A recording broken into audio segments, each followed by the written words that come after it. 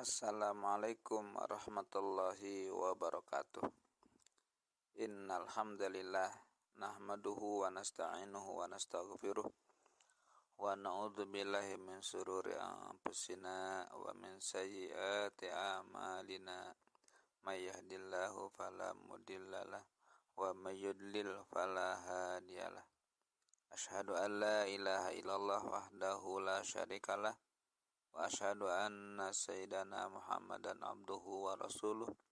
Allahumma salli wa sallim wa barik ala sayyidina Muhammadi wa ala alihi wa ashabihi.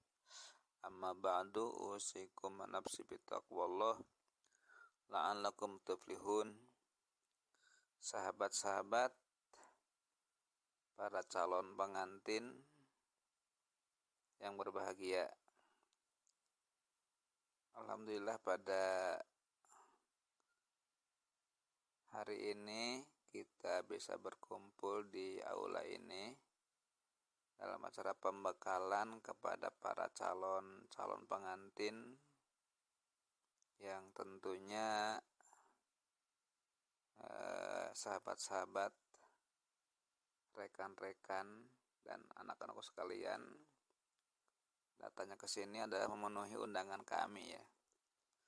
Kami dari KUA berkewajiban memberikan bimbingan, arahan, kemudian pembekalan untuk rumah tangga. Karena rumah tangga ini adalah suatu gerbang awal untuk menuju kehidupan berdua dengan keluarga. Yang tentunya juga semua manusia yang akalnya sehat pasti mengharapkan rumah tangganya adalah ingin bahagia dunia dan akhirat. Itu pasti ya. Terkecuali kalau saraf kita terganggu, ya sama percobaan saja lah rumah tangga mah. Gak punya tujuan, gak punya visi misi. Yang penting mah jika batur nikah, itu mah yang orang tidak baik ya. Kita mah seorang yang beriman, yang akalnya sehat, harus punya tujuan, ingin rumah tangga bahagia dunia akhirat.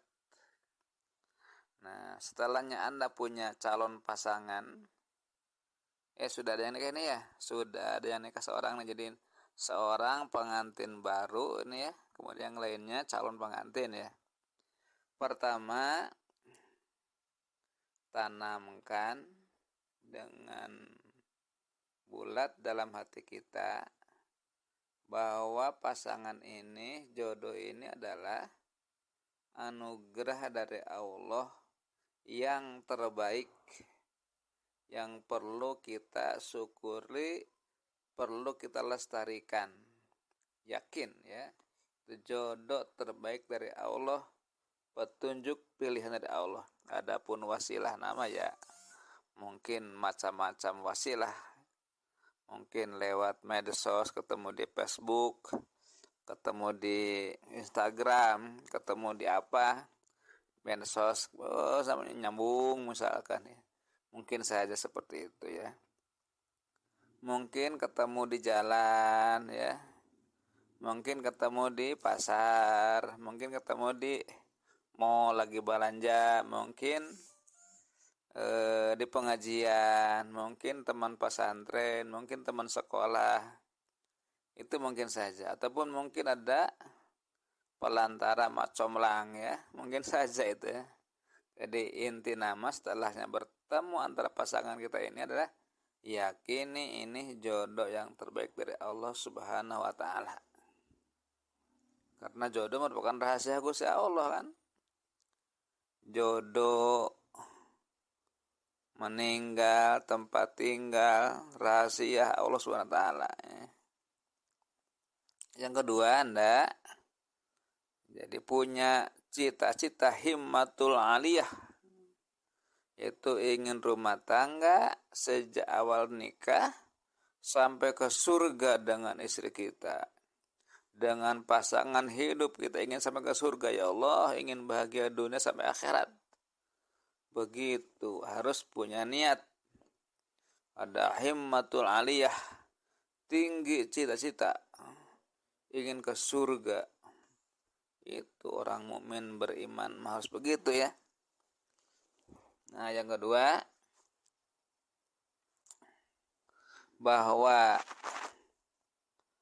kehidupan rumah tangga tentunya akan banyak liku-likunya, akan banyak perjuangan. Jadi rumah tangga, rumah teh adalah suatu tempat tinggal. Rumah teh, coba kita misalkan pergi dari kota pulang ke rumah, tempat tujuan hidup di dunia ini rumah ya. Kemudian tangga adalah bertahap, tangga 1, tangga 2, tangga 3 sampai menuju ke rumah. Artinya menuju rumah teh, tempat istirahat yang nyaman, perlu ada tahapan-tahapan. Tidak ada perjuangan hidup harus ditempuh. Tidak bisa sekaligus kita sukses, kita maju, kita benghar, kita tidak. Ada tahapan-tahapan, ada tangga-tangganya ya. Ada tangga-tangganya. Nah, tangga-tangganya adalah seperti begini. Anda nanti setelah akad nikah tentu akan berubah status.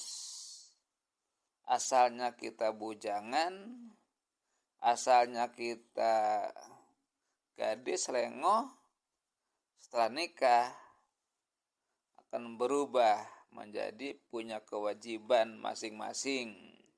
Si A-nya menjadi kepala rumah tangga, si Nengna, si Nyaina menjadi ibu rumah tangga, punya kewajiban masing-masing. Sekarang mah tidak punya kewajiban, belum nikah mah sebagai anak, dalam kakak pun kartu keluarga masih nginduk di dalam orang tua kita sebagai anak. Nanti makan pisah, punya kakak masing-masing ya, berdua. Si A-nya kepala rumah tangga, si Nengnya, si Nyaina jadi ibu rumah tangga. Terus bukaannya anak kita mungkin berubah status kita. Nah, dengan rubahnya status, tentunya harus diikuti dengan perubahan sikap. Ya, awas nih, sikap kita harus berubah menjadi dewasa. Asalnya malas, ngedul, malas beribadah, malas bekerja, sekarang punya kewajiban harus berubah menjadi dewasa, menjadi giat. Asalnya kita cengeng, delitan, ya, umindung, menjadi dewasa. Kita sudah dewasa sekarang.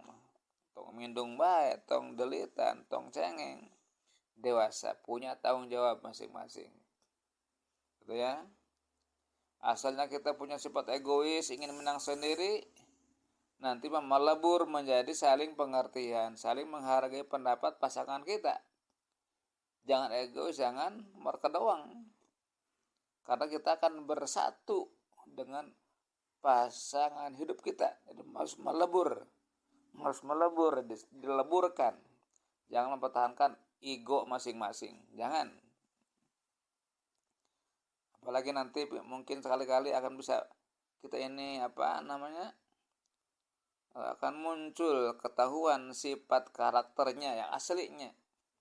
Sekarang mah meski pacaran, masih pengantin baru, belum tahu karakter jeleknya pasangan kita.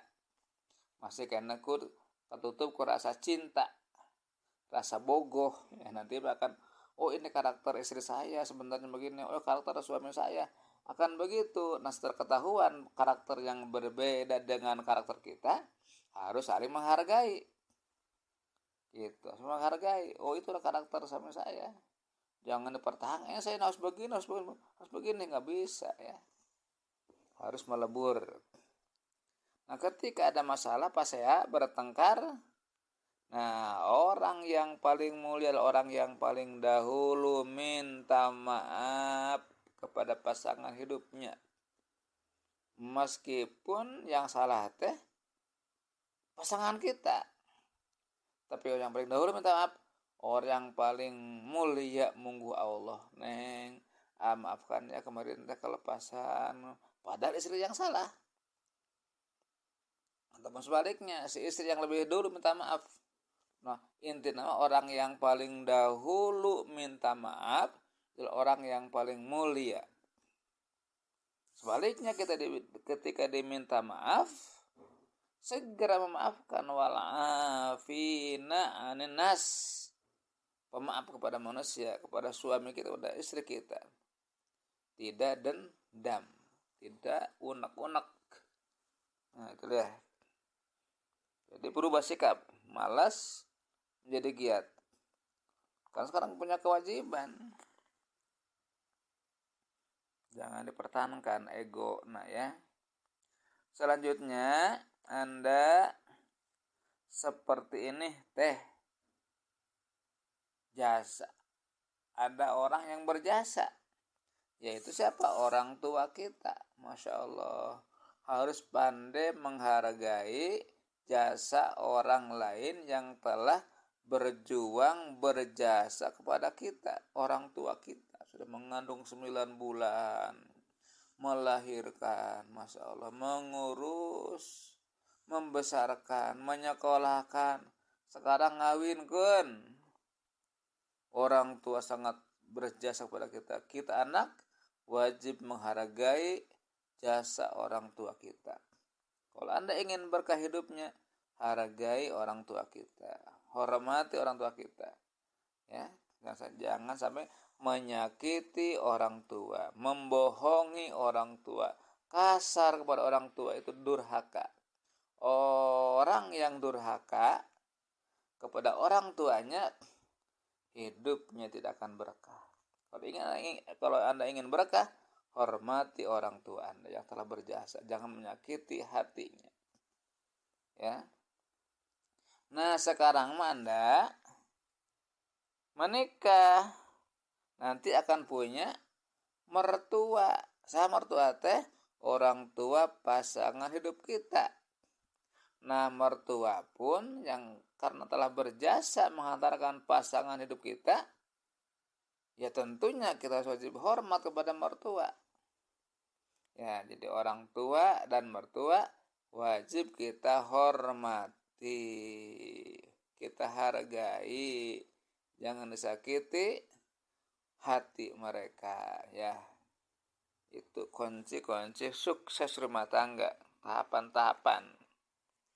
Jadi orang tua wajib kita hormati, mertua pun wajib kita hormati, ya, dengan lillah, karena Gusti Allah. Nah, selanjutnya Anda nanti akan punya kewajiban. Pertama kepada si A, suami ya.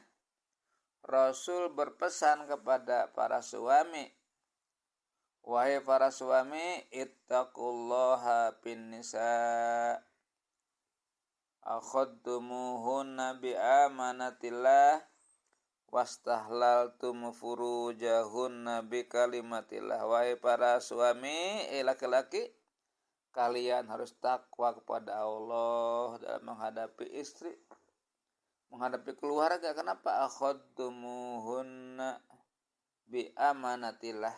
Kalian mengambil mereka, istri, sebagai amanat Gusti Allah. Jadi istri kita adalah amanat dari Allah lewat orang tua, lewat mertua. Yang namanya amanat masalah sangat berat sekali, pertanggungjawaban nanti di akhirat. Ya.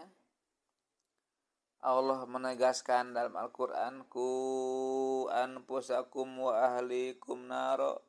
Jaga dirimu dan keluargamu jangan sampai masuk neraka. Berarti kewajiban suami memberikan bimbingan, arahan, nasihat, ya. Sehingga muncullah kewajiban suami. Ya. Apa itu? Akrimuhunna. Wahai para suami, muliakanlah mereka. Hormati mereka, hargai mereka, muliakan mereka. Mastata'tum, sekemampuan kalian. Jadi istri teh wajib kita hormati, sayangi, ya, muliakan, karena bukan milik kita, tapi sebagai amanat Allah yang ada pertanggungjawaban di yaumil akhirat, gitu ya. Tidak ada hak untuk kita menyakiti. Fala tukbihuhunna, janganlah kalian menghinakan mereka, nyangsarakeun mereka, nyapekeun mereka, disiksa apalagi dipukul, apalagi nggak ada hak. Bahkan memarahi saja tidak ada hak seorang suami, tapi membimbing, mengarahkan, ya. Jadi fala tukbihuhunna, jangan kalian menghinakan mereka. Kemudian alimuhunna bil ilmi wal akhlaqil hasanah, berikanlah pengetahuan, bimbingan kepada mereka bil ilmi, dengan ilmu yang bermanfaat, wal akhlaqil hasanah, dan akhlak yang baik. Jadi kewajiban salah kita adalah suami adalah membimbing keluarga dengan ilmu, bab sholatnya, bab puasanya, bab wudunya, kewajiban suami membimbing mereka, dan akhlak yang baik. Masih contoh akhlak yang baik, ucapan kita harus lembut, kemudian apa itu, perilaku kita harus lembut. Jadi membimbing keluarga, tidak kasar, tidak ini, ya. Itu kewajiban suami. Wa at'imuhunna mimma takulun, memberikan makanan secukupnya, menafkahi lahir batin. At'imuhunna mimma takulun, memberikan makanan, nafkah lahir dan batin tentunya, ya.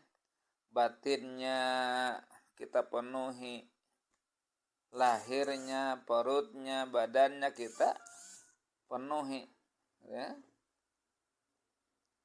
Waksuhunna mimma taksun, berikanlah sandang kepada mereka dari apa yang kalian suka nyandang. Pakaiannya perhatikan, jangan sampai menutup aurat, jangan sampai membuka aurat. Kewajiban suami menafkahi lahir batin dan sandang, kewajiban suami, ya. Nah, adapun masalah menafkahi, jangan khawatir, ya. Allah telah menerangkan kepada kita, wa ma min dabbatin fil ardi illa 'alallahi rizquha, ya. Tidak ada makhluk hidup di muka bumi ini illa 'alallahi rizquha, kecuali Allah yang menanggung rezekinya. Jadi rezeki mah telah Allah persiapkan. Yang penting kita sebagai hambanya harus bekerja, semangat, tidak malas. Orang yang bergerak, yang kasab, Allah menjamin rezekinya, ya. Dalam hadis kursi, harik yadaka fa unzila alaika rizqu, gerakan tanganmu kreatif, ya. Fa unzila, maka aku akan turunkan alaika kepadamu rizqun, rizki. Jadi harus kreatif, tidak malas, ya. Tiba gengsi lingitkeun, malas lingitkeun. Yang penting bekerja semangat, apa saja, di kantor, di sekolah, di pasar, ngojek, apa saja, yang penting bergerak, kasab, yang penting halal. Allah menjamin rezekinya, ya.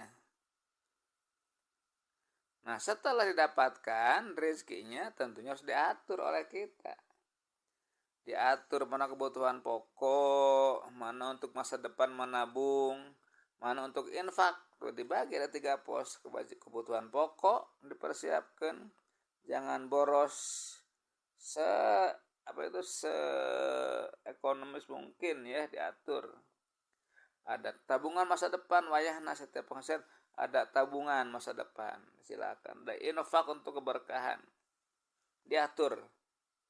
Lamun tidak atur mah atau masa epai 1 juta sep, 2 juta habis, 3 juta habis, 4 juta nggak cukup kalau nggak diatur. Tapi kalau diatur oleh kita, rezeki kecil akan cukup. Ya, bisa mengatur ekonomi di rumah, tidak boros dan tidak koret, diatur ya. Itu tugas berdua tuh, tugas keduanya. Jadi masalah rezeki jangan khawatir, yang penting bergerak, bekerja, semangat, tidak malas, tidak eraan, tidak gengsian, semangat bekerja, gitu ya. Nah, selanjutnya, meskipun suamina telah berusaha semaksimal mungkin melaksanakan tugas suami, tapi tidak akan berhasil rumah tangga yang kita harapkan kecuali didampingi oleh istri yang sholihah. Nah, gitu neng. Jadikan pribadi ini sebagai pendamping suami yang sholihah, karena akan mendatangkan keberkahan. Istri sholihah akan mendatangkan rezeki dan keberkahan. Kalau tidak soleh, hidup tidak akan berkah. Gitu konsepnya ya. Nah, ciri istri sholihah neng ya kewingkeun. Khairun nisa'i imro'atun. Sebaik-baiknya perempuan sholihah adalah sebaik-baik seorang perempuan adalah seorang perempuan idza shallatil mar'atu khamsaha, di mana dia seperempuan tersebut gemar istiqomah melaksanakan sholat yang 5 waktu pada waktunya dan sholatnya baik. Sholatil mar'atu khamsa, dilaksanakan sholat yang 5 waktu, gemar, dawam, istiqomah, disiplin sholat 5 waktu. Wasomat syahroha, saum Ramadan sesuai dengan perintah Allah ya. Wa ta'at zaujaha, taat kepada suaminya dimanapun kapanpun, taat kepada suami, tidak macam-macam, tidak neko-neko, taat hormat kepada suami ya. Wa hafizat farjaha, ngajaga dirinya, ngajaga suaminya, ngajaga rahasia rumah tangga, ngajaga harta, tidak ngahambur-hambur. Itulah pendamping suami yang sholihat, akan mendatangkan keberkahan dan rezeki yang berkah. Gitu ya. Kalau ingin berkah, jadilah punya istri yang sholihah, yang tadi itu. Sholat 5 waktu, wasomat syahroha, puasa Ramadan, menandakan taat kepada Gusti Allah. Kemudian tidak cukup taat kepada Allah, wa ta'at zaujat, taat kepada suaminya. Tidak ngalawan, tidak ngahual-hualkeun, komo bahasa kasar, nyarekan, apalagi ya. Taat, sabar, ikhlas, lembut di hadapan suami ya. Insya Allah kalau punya istri yang solehah, hidup kita akan berkah. Suami tanggung jawab, istrina juga solehah, masya Allah. Terakhir, Anda berdua kalau ingin hidup berkah, harus dekat dengan Allah yang mengatur alam semesta ini. Allah yang punya alam semesta, Allah yang menurunkan rezeki, Allah yang menentukan jodoh, Allah yang Rabbul Alamin. Kita harus butuh dengan Allah, artinya harus berdekat diri, mengabdikan diri kepada Allah, sing getol ibadah, getol maca Quran, getol sholat tahajud malam, getol sholat duha, karena ahli ibadah insya Allah semua ahli ibadah hidupnya akan waluya, waktu perlu ayah ya. Jadi semangat bekerja, tanggung jawab suami istri laksanakan, ekonomi diatur, bersyukur atas yang ada, kemudian harus menjadi ahli ibadah. Si anak biasakan awal waktu ke masjid, laki-laki sholatnya di masjid berjamaah ya, awal waktu qobliyahnya laksanakan, ba'diyahnya laksanakan ya, baca Quran punya hanca, malam tahajudnya duha, masya Allah. Kalau sudah sebagai hamba Allah, Allah menjadikan jaminan, wa may yattaqillaha yaj'al lahu makhraja wa yarzuqhu min haitsu la yahtasib. Barang siapa yang bertakwa kepada Allah dengan sungguh-sungguh takwa yang sebenar-benarnya takwa, yaj'al lahu makhraja, Allah akan jadikan suatu jalan kehidupan kepada pelaku tersebut. Beri mau solusi kehidupan, tidak mentok hidupnya, ada solusi, ada waluya. Wa yarzuqhu min haitsu la yahtasib. Kemudian Allah akan bukan rezeki kepada orang yang takwa dari jalan yang tanpa disangka-sangka lagi. Datang rezeki teh, masya Allah ya. Artinya dua sisi masalah rezeki harus dilaksanakan. Sisi yang satu adalah pandai beribadah, semangat beribadah, kemudian semangat bekerja. Ibadah wae kalau Allah tidak bekerja tidak baik. Bekerja wae tapi tidak ibadah tidak baik. Jadi harus dua sisi kita laksanakan. Semangat bekerja, semangat beribadah. Demikian. Aduh, tos lama teuing ya, tos setengah jam ya. Mudah-mudahan ada manfaatnya. Nanti waktunya insya Allah Bapak ataupun penghulu yang lain akan menghadiri pernikahan Anda ya. Semoga pada waktunya kita sehat walafiat. Demikian. Terima kasih atas segala perhatiannya. Akhirul kalam. Assalamualaikum warahmatullahi wabarakatuh.